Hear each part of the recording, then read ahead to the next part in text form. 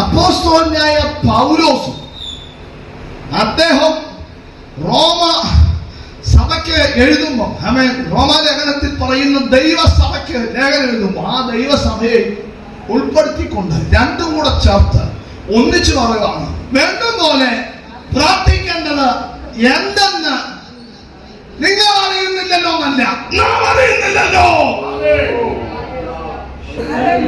നാം അറിയുന്നില്ലല്ലോ. നിങ്ങൾ അറിയുന്നില്ലല്ലോ എന്ന് പറഞ്ഞിരുന്നെങ്കിൽ ഓക്കെ, നമുക്ക് മനസ്സിലാക്കാം. പക്ഷേ ആ മനുഷ്യൻ എന്തിനാ അദ്ദേഹത്തെ അതിനകത്ത് ചേർത്ത് പറയുന്നേ? അദ്ദേഹം ചെറിയ പുള്ളി അല്ലെന്ന് നമുക്ക് അറിയാലോ. പൗലോസ് എന്ന് പറഞ്ഞ ദൈവ മനുഷ്യൻ എഴുതിയ ഒരു വാക്കെടുത്ത് മണിക്കൂറുകൾ പ്രസംഗിച്ചിട്ട് തീരുന്നില്ലല്ലോ.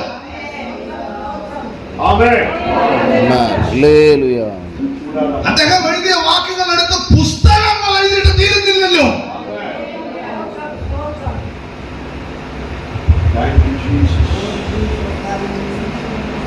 ക്രിസ്ത്യാനികളെ മുഴുവൻ കൊന്നൊടുക്കാൻ വേണ്ടി അധികാരപത്രം വാങ്ങി പുറപ്പെട്ടവന്റെ മേൽ ദൈവശക്തി വ്യാപരിച്ചതാണ്.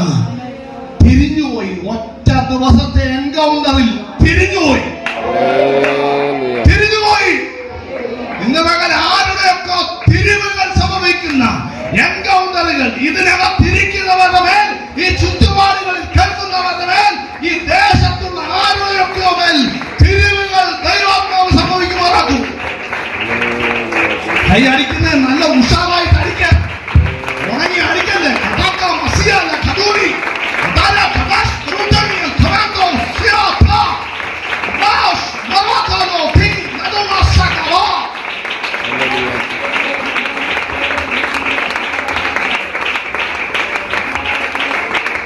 എനിക്ക് ചത്ത പെന്തിക്കോസുകാരനാകാൻ മനസ്സില്ല, ഉണങ്ങിയ പെന്തിക്കോസുകാരനാകാൻ മനസ്സില്ല.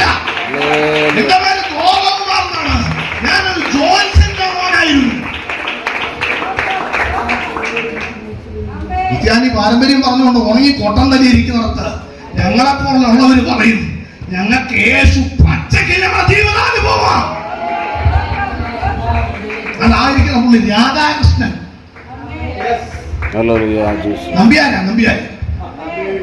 വിടുന്ന് ഞങ്ങളുടെ കൂടെ അന്വേഷണം പറയാൻ പറഞ്ഞ കാര്യം എന്താണെന്നറിയോ? യേശു ഞങ്ങൾക്ക് മതത്തിന്റെ ദൈവമല്ല, യേശു ഞങ്ങൾക്ക് പച്ചക്ക് ജീവിതാനുഭവമാണ്. മതപ്രഭാഷണങ്ങൾക്കും ഞങ്ങൾക്ക് താല്പര്യമില്ല, മതം പറയുന്നിടത്ത് ഞങ്ങൾ പോകത്തില്ല. യേശു മതത്തിനകത്ത് നിൽക്കുന്നയാളല്ല, യേശു മതത്തിന് പുറത്താണ്.